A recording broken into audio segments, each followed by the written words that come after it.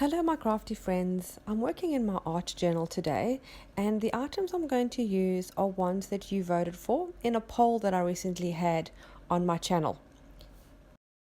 The majority of votes went for gelato crayons and autumn colours were the most common colours suggested in the comments of the poll. So I'm going to be creating an intuitive piece today using my autumn coloured gelato crayons. I'm going to start by adding some texture and depth to the base of the project. I'm doing this by adding some dried tea bags, and I'm also using the tissues that I've used to dry my tea bags on. They've got a lovely stain, some deep rust colors and some different browns which I think look really lovely. So I'm adding those with some Mod Podge. You could also use craft glue or gel medium. I just happen to have Mod Podge and I enjoy working with that, and I'm just sticking it randomly over the pages. I don't have a specific idea of where I want it. I'm just going where I feel it should go. And I'm also adding some tags. These are clothing tags I have. They're a little bit like a thick cardstock and I like the texture that they create.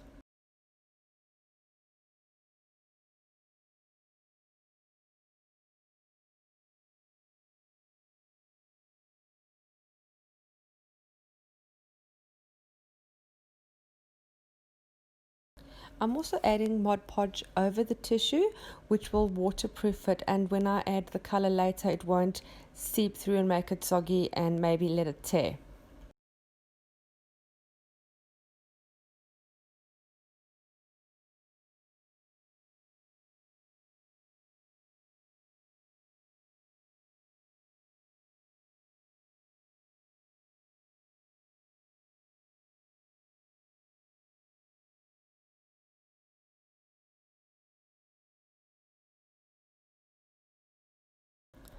Once the Mod Podge has dried, I'm adding texture paste with my palette knife. This gives it a beautiful texture and I leave it quite rough, so when the colors go over, there's darker areas and lighter areas as it goes over the different areas of the texture paste. I really do like the effect this gives and I use it quite often in my art journaling.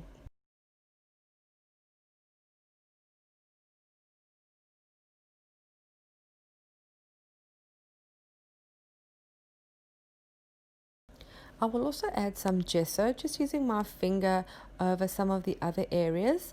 This is to waterproof it and prime the pages for the gelato crayons that I'm going to use now.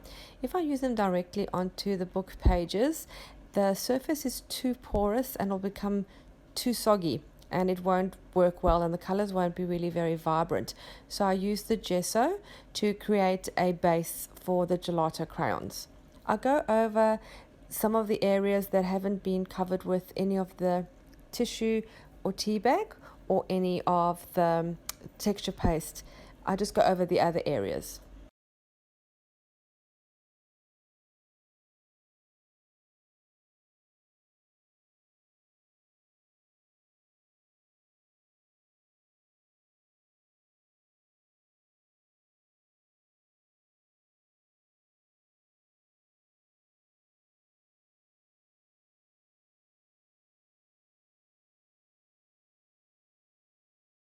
I dry the gesso well and then I start with my gelato crayons. There's a few ways you can use them. To start off with, I'm going to scribble some of the color down and then I use a baby wipe to smudge it, and as you can see it blends really well. I start with my lightest color first as always, and I just build on the color and go through the colors that I have, add them randomly and just smudge them with a baby wipe, and you can see the beautiful color that starts to develop.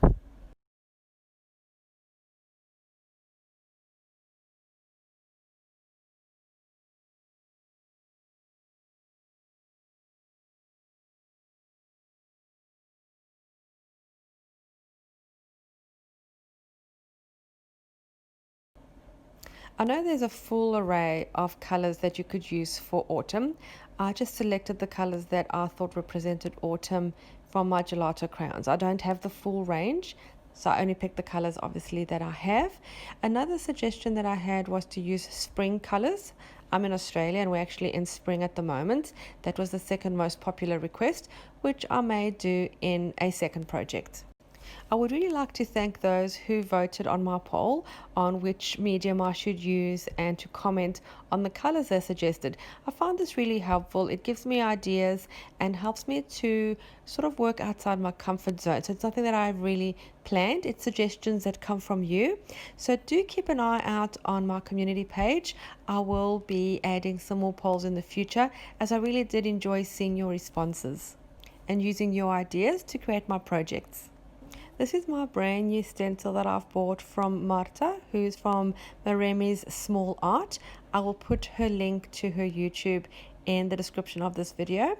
And as this has arrived, I thought I have to use it. So I'm going to try some different ways of using the stencil. I think it's really beautiful and unusual.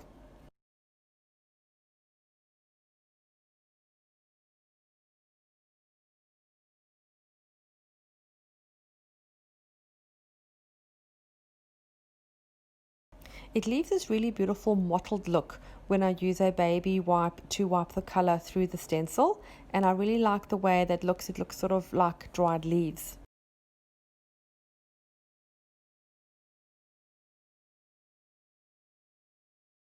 I'm also going to use the stencil with texture paste, and then I'm going to add color over the top.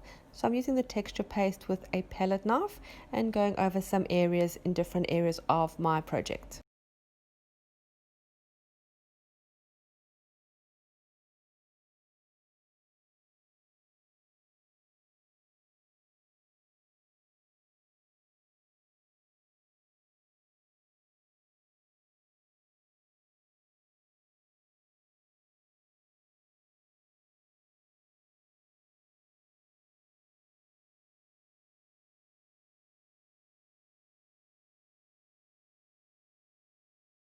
Now, sometimes you'd wonder, why do we do all these layers if we're just going to cover them up? Which is true. We start off with the text, which is the text of the book. Then I've put the tea bags. Then I've put the texture paste. Then I've put some gelato crayons. Now I'm putting texture paste with the stencil. So it's just layer upon layer. And you'd think, why would we do that if you can't see the bottom? It all shines through in the end, and it creates a texture and a beautiful depth to the project. That's why I love putting lots of layers. Even if the end you can't really see what's recognized from the bottom, the texture shines through and gives it depth. I'm now adding the gelato crayon. I'm just scribbling in between the texture paste, and I'm adding water with a very wet paintbrush and my spray bottle, and I'm letting it run through the grooves of the texture paste.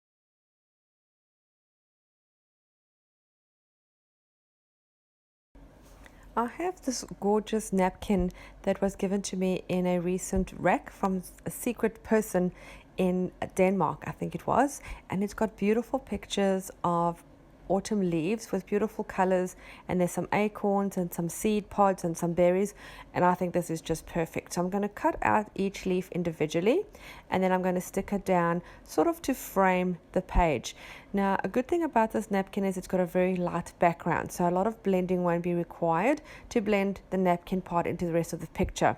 So I'm just going to cut these out and then attach them down with some craft glue, and I'll also be putting the craft glue on top of the napkin once I've glued it down to sort of seal it and waterproof it too. And I'm just cutting them out and just placing them around until I find a look that I like.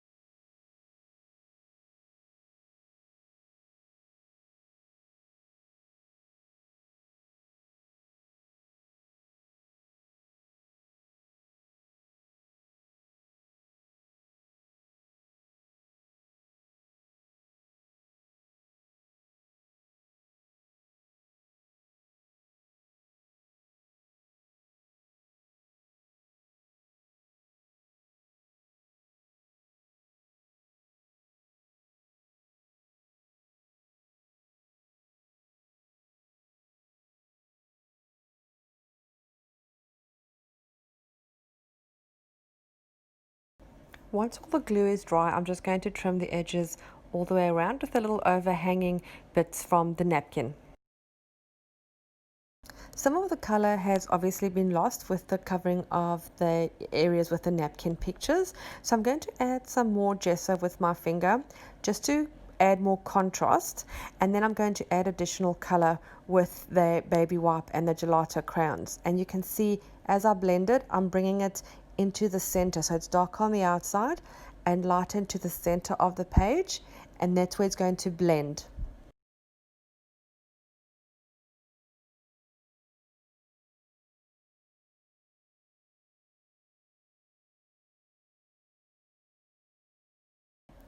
I need to add some wording, and I like this one that says the best is yet to come. It makes me think that yes, it may be autumn, but spring is coming. So there's the best is yet to come. There's be spring and summer, and I thought it was quite well suited. The wording is from a Kaiser Craft 12-inch by 12-inch paper that I have. I have quite a few of those, and a lot of them have wording, which I really like, and I tend to use that quite a bit in my art journaling. I feel that my page needs a focal point. So I'm cutting out a circle, which I'm going to put a leaf on from the napkin. And I'm thinking it might need to have some kind of a black outline to balance the black wording. I'm trying a few things out, but I'm not really happy with the black circle or the black focal point. So I'm cutting down the text one. I'm adding a layer of gesso just to lighten it up and not make the writing quite so vivid. And then I'm going to stick the one single leaf down.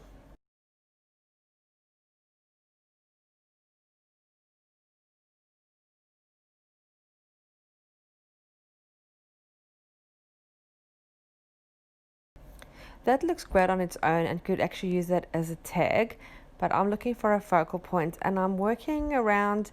I'm not quite happy with the balance of this. So I'm moving it around and trying to see where I can put the wording and where I can put the round cutout with the leaf. So I just spend quite a bit of time playing around with this, and you might do this too until you find a balance of how you want your wording and how you want your focal point.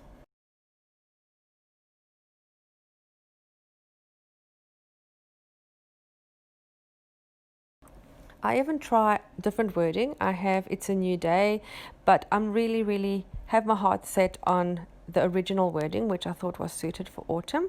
So I'm still playing around with that composition.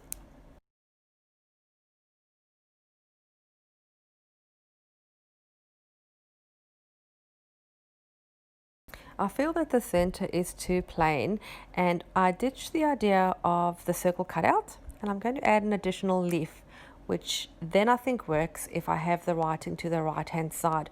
Then you don't have this big empty space in the middle, and I think that's what I needed. So the wording and the center flower could be my focal point, and I believe that the page now balances out. And I'm quite happy with this composition, so I will stick everything down. But before I stick everything down, I am going to add some framing around the wording because I don't like it just plain black. I'm going to use some text from a book to mount the wording, and I do this and I do it sideways because if I do it the right way, there will actually be words above and below my text, and I don't want it to be actually legible. So if I stick it sideways, we just get the pattern and the coloring. We don't actually have physical wording.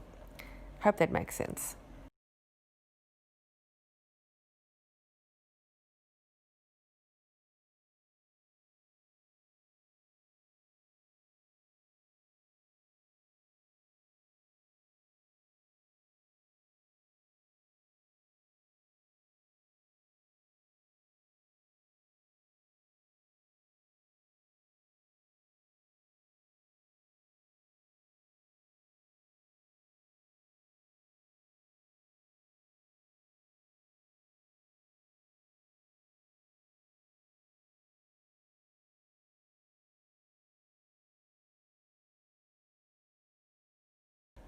I'll stick this down with hot glue and then we're done.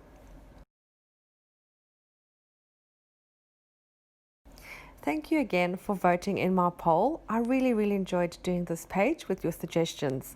I really hope you enjoyed this video, and I'd like to thank you very much for watching. Please subscribe to my channel and hit the little bell button so you can get notification every time I upload new content. I hope you have a happy crafty day. I'll see you again soon. Bye.